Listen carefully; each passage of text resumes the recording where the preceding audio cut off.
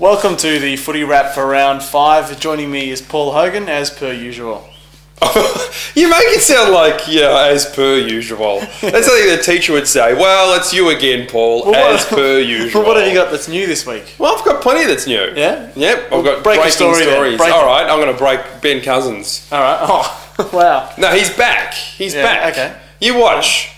He'll be back. No, he got on a plane. He got on a plane in LA. He's back already. Yeah, well, all right. It was in the paper. I read the paper. You're not really breaking that. But I read it pretty early this morning, all right? Yeah.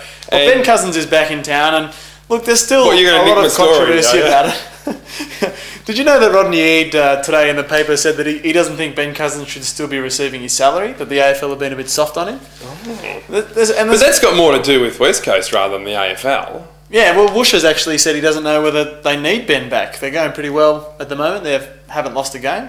So does that mean that if Ben is up for grabs at the end of the season, Rodney Eade will say, no, look, we do not take players that are going to introduce a lack of harmony to the club, well, except for Acker last year. Did you know when Cousins arrived at the airport, he was... I'll just read this from the Herald Sun. It says that Cousins was accompanied in business class by an unidentified man in his late 20s. The man's believed to have joined Cousins during a brief training session. Who would that be? Hutchie. I think it's Hutchie. It's Hutchie in disguise. Paul, I think you're kind of treading on thin ice. I think maybe we should just move on. Oh, what have I got to be scared of? I can get stuck into West Coast as much as I want. Well, I just think Trevor Nisbett issued a fairly stern warning to David Reid, who writes... Well, hang on, who's Trevor Nisbett? He's the CEO of West Coast. Right. And he's a little bit sick and tired of all the bad press they're getting. Right. He actually said to David Reid this week, who's written this in his article, you better not go down that path. We haven't done anything wrong this week, but sake, this is it. This is the final straw. You'll be banned, no access, no players, nothing. That's the way it's going to go down. Hang on a minute. So they're kind of fighting words. I think he's a bit... Nisbett, that's the bloke that came and said hello to you this week at your office. What are you doing? I just came to do Shannon Hearn's press conference. You got that wrong, with. Do you know who I am? You're Trevor Nisbett, right? That's right. And what am I? You're on the board or something? Yeah, I'm the board, all right? All right. And no more stories for you and your pussy little footy wrap. Well, what do you mean? No, because we're sick and tired of in Western Australia, you Victorian-centric pieces of writing bad press about our boys. Who, Ben Cousins? Yeah, exactly. Don't use his name. From here on in, you're not allowed to use his name. But Ben Cousins... No, you can't. We own it, all right? Well, the guys... Off. That's what his new name is.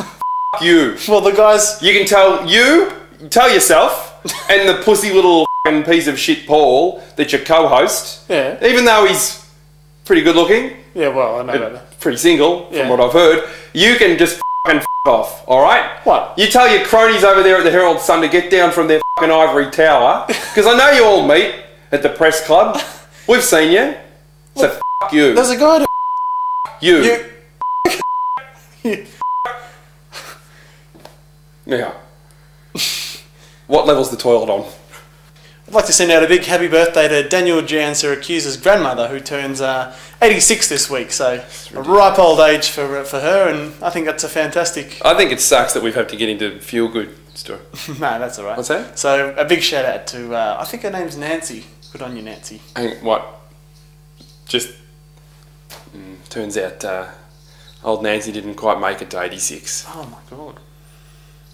But happy 85th birthday for last year. Paul, I had to harp on the Western Australians, but Jeff Farmer's found himself in some hot water over the weekend, and he's up on police charges for assault.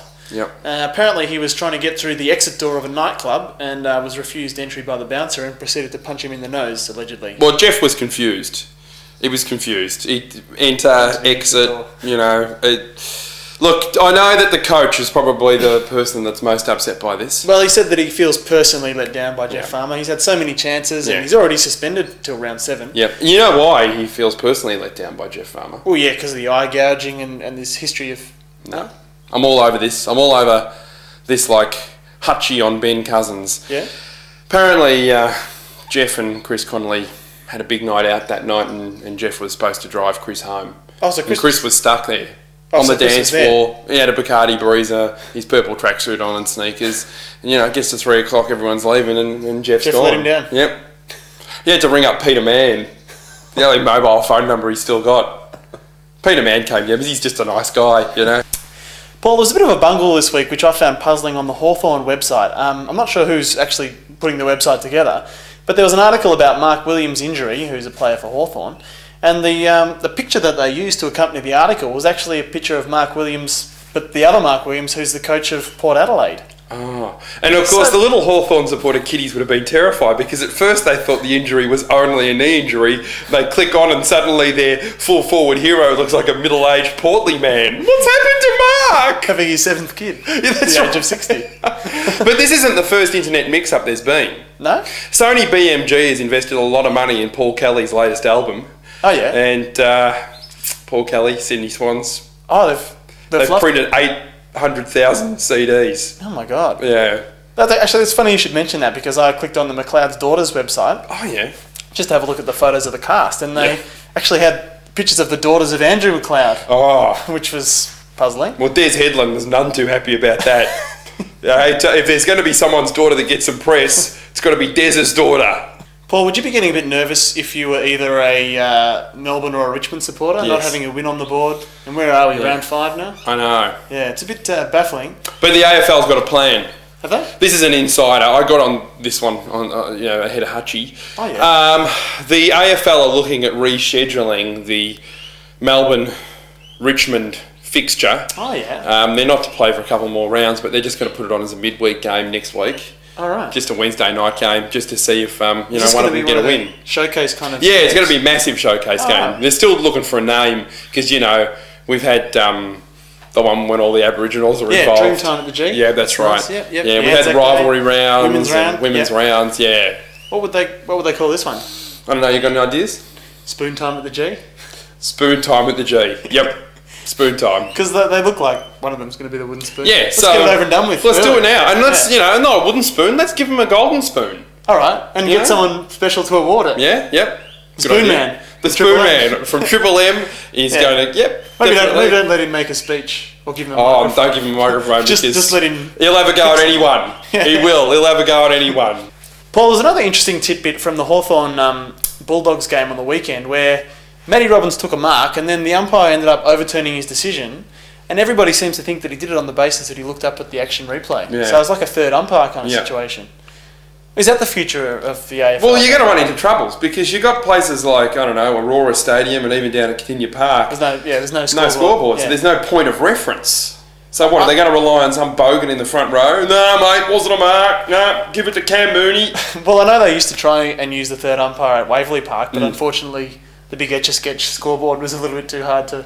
It's too slow. Yeah. They could never get it up there in time. By the time they drew it. I mean, if they had to draw boxes, it was fine. That's right. Or like a city skyline, they were always easy. Yeah. But, as for Matty Robbins up over the pack, not going to happen. All right, well, make sure you keep us posted on the latest happenings in the AFL and make sure you tune in next week for more of the... What are you looking at? I thought you were looking at football stuff. That's disgusting. No, there's just a mix-up. I was just looking up Graham Johncock statistics and all these photos came up. Well, there's one of Dean Cox and Shannon Cox in the same picture, touching